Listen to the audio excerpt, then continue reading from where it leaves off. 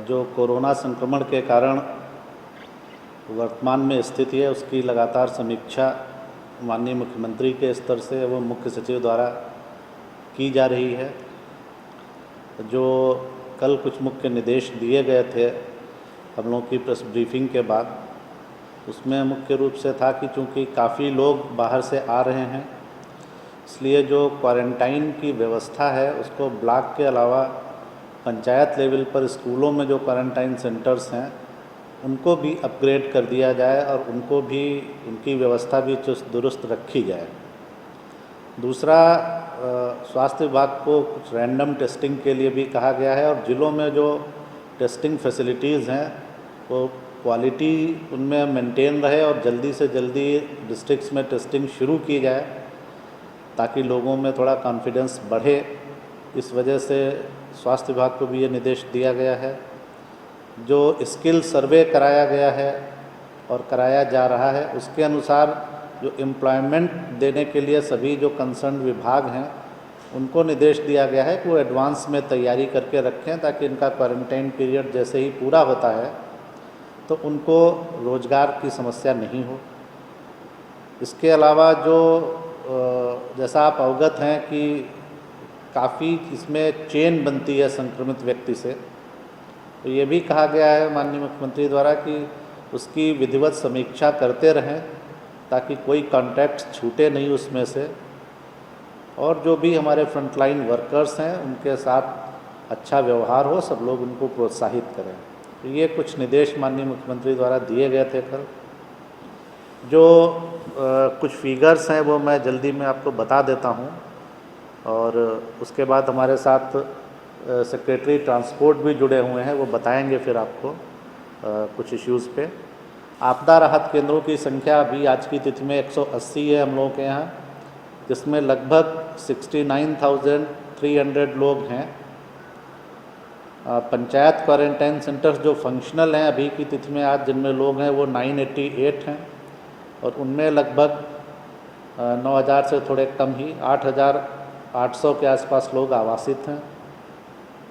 जो block quarantine centre हैं जहां पर ये बाहर से जो लोग प्रवासी मजदूर और अन्य व्यक्ति जो आ रहे हैं उनको रखा जा रहा है, उनकी संख्या अभी बढ़कर 3,314 हो गई है और इनमें जो लोग आवासित हैं जी वो 44,869। तो ये संख्या काफ़ी तेज़ी से बढ़ रही है। जो हम लोगों को बाहर से कॉल्स और मैसेजेस या यहाँ से आते हैं, जो लोग लॉकडाउन के कारण फंसे हुए हैं विभिन्न जगहों से, वैसे कॉल्स और मैसेजेस अभी तक 1,81,000 कॉल्स और मैसेजेस हम लोगों को आ चुके हैं और इनमें करीब 18 लाख से थोड़े ज़्यादा लोग सम्मिलित हैं, ये ग्रुप से कॉल करते हैं। जो हम लोगों ने मुख्यमंत्री राहत कोष से मुख्यमंत्री विशेष सहायता बाहर वाले लोगों को दी गई है, जो लॉकडाउन के कारण अन्य राज्यों में लोग फंसे हैं, प्रति व्यक्ति 1,000 रुपये, तो उनमें अभी तक 19,51,000 लोगों के खाते में ये राशि ट्रांसफ़र की जा चुकी है। जो राशन कार्डधारियों को हम लोग 1,000 रुपये प्रति परिवार दे रहे हैं, उसमें 1,23,00,000 परिवारों को ये राशि अभी तक दी गई है और बहुत जल्दी ही बाकी बचे लोगों को भी ये राशि ट्रांसफ़र की जा रही है। मैं एक और महत्वपूर्ण विषय की तरफ आपका ध्यान आकृष्ट करूँगा कि 3 चरणों में किसानों के लिए जो उनकी फसल क्षति हुई है, असमय वर्षापात हुआ है या ओलावृष्टि हुई है, तो इसकी वजह से जो फसल क्षति हुई है पहले फरवरी में, फिर मार्च में और अप्रैल में भी, तो 3 चरणों में कुल मिलाकर सरकार ने कैबिनेट से 630 करोड़ रुपए की राशि स्वीकृत कर दी है। 578 करोड़ पहले हो गया था और 151 करोड़ से थोड़ा ज़्यादा राशि ये पिछली कैबिनेट में स्वीकृत की गई है। तो लगभग 630 करोड़ की राशि ऑलरेडी किसानों के लिए स्वीकृत कर दी गई है। जो एक टेंटेटिव फिगर एम्प्लॉयमेंट जनरेशन का हम लोग बताते हैं आपको कि अब जो स्कीम्स लॉकडाउन पीरियड में चालू हुई और या पहले से चल रही थी, तो लॉकडाउन पीरियड में जो एम्प्लॉयमेंट जनरेशन हुआ, जो मैंडेट जनरेट हुए, उनकी संख्या 1,42,60,000, इससे थोड़ा सा ज़्यादा है, 1,42,60,000 इतना मैंडेट जनरेट हुए। ट्रेन्स के बारे में जो सूचना हम लोगों को दी गई है ट्रांसपोर्ट के विभाग के सचिव संजय सर ही उसके नोडल पदाधिकारी हैं। मैं बता देता हूं कि आज 17 ट्रेन्स हम लोगों के यहाँ आ रही हैं और इनमें 20,629 इतने लोग इनमें हैं। और कल के लिए जो शेड्यूल है, जो प्रस्तावित ट्रेन्स हैं वो 15 हैं 9 के लिए, जिसमें करीब 18,115 लोग आ रहे हैं। क्वेश्चन एक पूछा गया था 3 फिगर्स जानने के लिए। मैं बता देता हूं कि 1 मई से कल तक यानी 7 मई तक हमारे यहाँ कुल 53 ट्रेन्स आ चुकी हैं और इनमें 62,274 लोग इनके माध्यम से यहाँ आए हैं। अगर आज के भी फिगर को जोड़ लिया जाए तो कुल 70 ट्रेन्स हो जाएंगी 70 और टोटल आने वालों की संख्या हो जाएगी 82,544।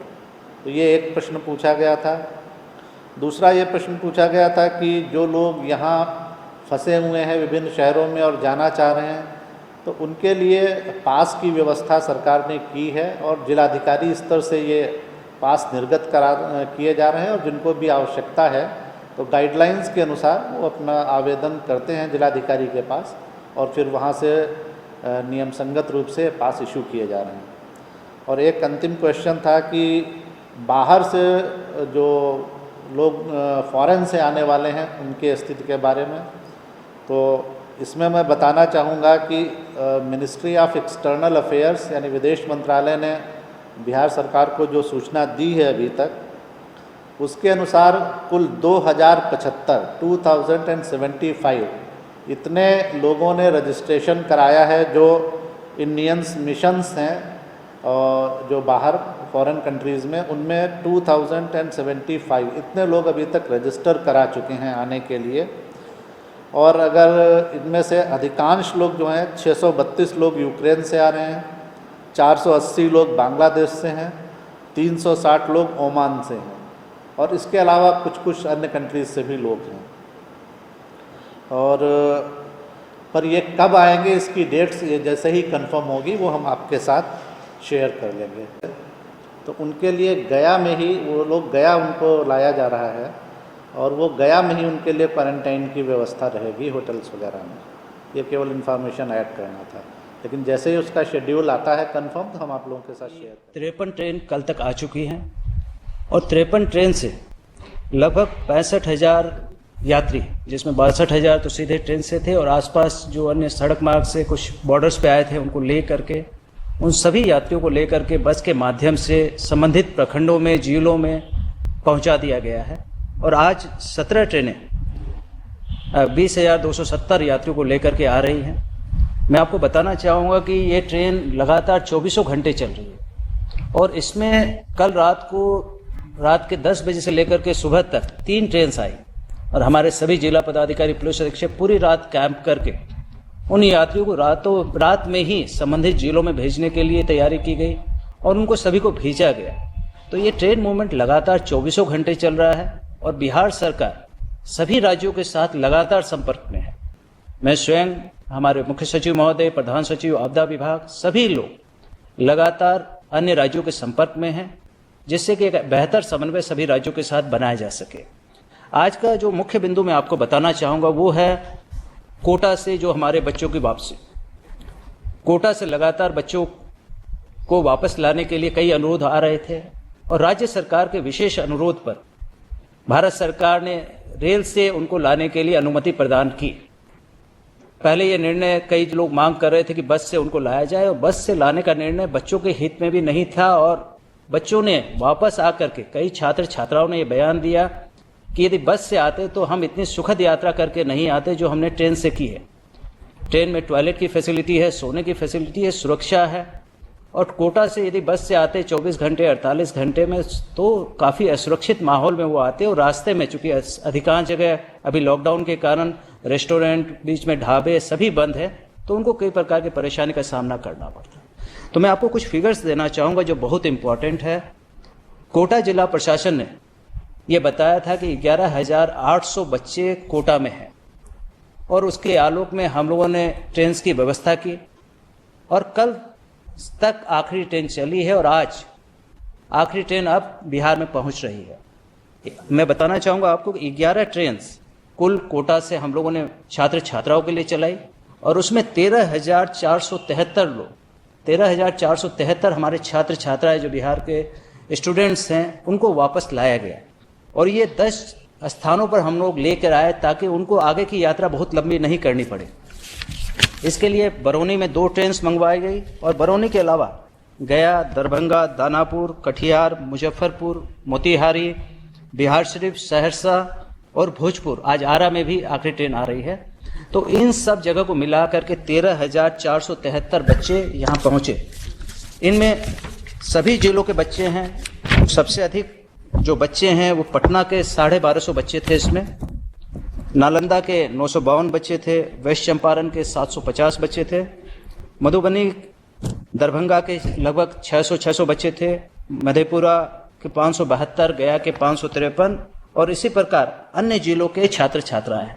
उनको न केवल हम लोगों ने स्टेशन पर उतारा बल्कि सरकारी बसों के माध्यम से उनके जिलों में और कई स्थानों पर उनके प्रखंडों में पहुंचाया गया। यहाँ तक कि थानों में, जैसे पटना में काफ़ी बड़ा स्थान था तो पेरेंट्स नहीं पहुंच पा रहे थे तो उनको नियरेस्ट पुलिस स्टेशन के पास छोड़ा गया जहां उनके पेरेंट्स ने उसको रिसीव किया।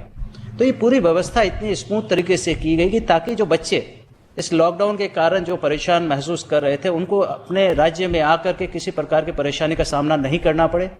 इसके लिए उनको उतरते ही रेलवे स्टेशन पर फूड पैकेट दिया गया। फूड पैकेट में बच्चों की चॉइस के हिसाब से नाश्ता दिया गया ताकि बच्चे आराम से खा सके। उनकी मेडिकल स्क्रीनिंग ट्रेन डॉक्टर से की गई ताकि उनको किसी प्रकार की परेशानी ना हो। आप जानते हैं बच्चे जब स्टूडेंट्स कहीं भी पढ़ता है तो उनके पास बुक्स किताबों के कई बंडल्स होते हैं। ये इस मामले में भी देखा गया। जो बच्चे आए थे उनके पास बड़े बड़े बैग्स थे। लड़कियां थी जो अकेली थी और उनके पास 6 बैग्स थे। तो उसके लिए राज्य सरकार ने कूलियों की व्यवस्था की। पटना में एयरपोर्ट से हम लोगों ने ट्रॉली ला करके वहां उपलब्ध करवाई ताकि बच्चे आसानी से चल सके। बाकी जगह रेलवे के माध्यम से ट्रॉलीज उपलब्ध करवाई गई। तो इन सब चीज़ों का भी ध्यान रखा गया। जो बच्चे आए उनके पेरेंट्स से मिलने के लिए प्रॉपर व्यवस्था हो वो भी हम लोगों ने ये पूरी बात करवाई। और लेकिन साथ ही हम लोगों ने ये भी देखा कि डीएम एसपी स्वयं मौजूद रह करके हर जिले में पूरी व्यवस्था का उन्होंने समन्वय किया और इसके कारण पेरेंट्स को किसी प्रकार की परेशानी नहीं आई। लड़कियों ने ये तक बताया कि जो काफ़ी बड़ी संख्या में लड़कियां थी कि अकेला अगर वो बस में आती तो उनके पेरेंट्स पूरे रास्ते भर चिंतित रहते, लेकिन ट्रेन के माध्यम से आने से उनकी चिंताएं काफ़ी कम हुई। और जहां तक पेमेंट की बात थी, ये हमेशा ये बिंदु सामने आता रहा। तो राज्य सरकार ने एक बड़ी पहल करके, एक समय ऐसा था कि बिना पेमेंट के ट्रेन का बुकिंग नहीं हो पा रहा था, तो राज्य सरकार ने स्वयं पहल करके पूरा भुगतान एडवांस में रेलवे को किया। एक एक ट्रेन के लिए लगभग 7 से 8 लाख रुपए का भुगतान पटना डीएम के माध्यम से हम लोग आरटीजीएस करवाते थे और उसके बाद ट्रेन का मूवमेंट बुक हो पाता था। तो राज्य सरकार ने इस पूरे 11 ट्रेन के लिए लगभग 78,43,000 रुपये का भुगतान किया और एडवांस में हम लोगों ने रेलवे को भुगतान किया ताकि हमारे जो बच्चे हैं, हमारे जो छात्र छात्राएं हैं, उनको किसी प्रकार का भुगतान नहीं करना पड़े। तो ये व्यवस्था की गई ताकि बच्चे आसानी से आ सके। जो बसों में उन्होंने सफ़र किया उसका भी ध्यान रखा गया कि बसों को पूरी तरह सैनिटाइज किया जाए ताकि बच्चे जब सफ़र करें तो उनको किसी प्रकार, और यही हमारा प्रोटोकॉल जो श्रमिक है उनके लिए भी किया जा रहा है कि बसें जब भी एक बार उपयोग में आ जाती है उसकी धुलाई और सैनिटाइजेशन की व्यवस्था की जा रही है। तो ये सारी प्रक्रिया के बाद अब कोटा से आज हमारी आखिरी ट्रेन पहुंच रही है और बच्चों में, छात्र छात्राओं में, उनके अभिभावक में काफ़ी खुशी है, संतुष्टि है और वो लोग सभी लोग राज्य सरकार का उन्होंने धन्यवाद दिया कि अगर हम लोग बसों से लाते इन्हीं 13,000 बच्चों को तो आज की कंडीशंस में 20 से अधिक बच्चे एक बस में नहीं बैठ सकते क्योंकि 50% कैपेसिटी से लॉन्ग डिस्टेंस में अलाउड नहीं है। तो हमें कितनी अधिक बसेस की व्यवस्था करनी पड़ती है और प्रैक्टिकली ये संभव नहीं हो पाता। इसीलिए राज्य सरकार के निर्णय की सभी छात्र छात्राओं ने, पेरेंट्स ने काफ़ी संतुष्टि जाहिर की और अब बच्चे सभी अपने घरों पर पहुँच चुके हैं। राज्य सरकार ने उनको हिदायत दी है, जिला प्रशासन ने हिदायत दी है कि वो अपने घर पर 21 दिनों तक होम क्वारंटाइन में रहे। जो बच्चे हैं, कम एज के हैं, माइनर हैं, लड़कियां हैं, तो राज्य सरकार ने ये निर्णय लिया कि उनको होम क्वारंटाइन फैसिलिटी में 21 दिन तक रहना पड़ेगा और सभी बच्चे इस रूल को फॉलो कर रहे हैं। इसके लिए सभी पेरेंट्स से डिक्लेरेशन भी लिया गया। तो ये कोटा के संबंध में सारी बात है। और अभी इसके अलावा कल 24 ट्रेनें एक दिन में राज्य सरकार ने रेलवे से ली और कल 24 ट्रेनों से बहुत बड़ी संख्या में श्रमिक बिहार में पहुंचे और उसको लेकर के लगभग 2200 से अधिक बसेस लगाई गई ताकि जो श्रमिक आए उनको बिना इंतजार किए उनके प्रखंड क्वारंटाइन सेंटर पे भेजा जा सके। तो ये सारी व्यवस्थाएं की जा रही हैं ताकि जो हमारे इंटर स्टेट से लेबर मूवमेंट है, जो हमारा इंटर स्टेट से स्टूडेंट्स मूवमेंट है, उसको हम लोग बेहतर तरीके से बिना परेशानी के पूरा कर सके।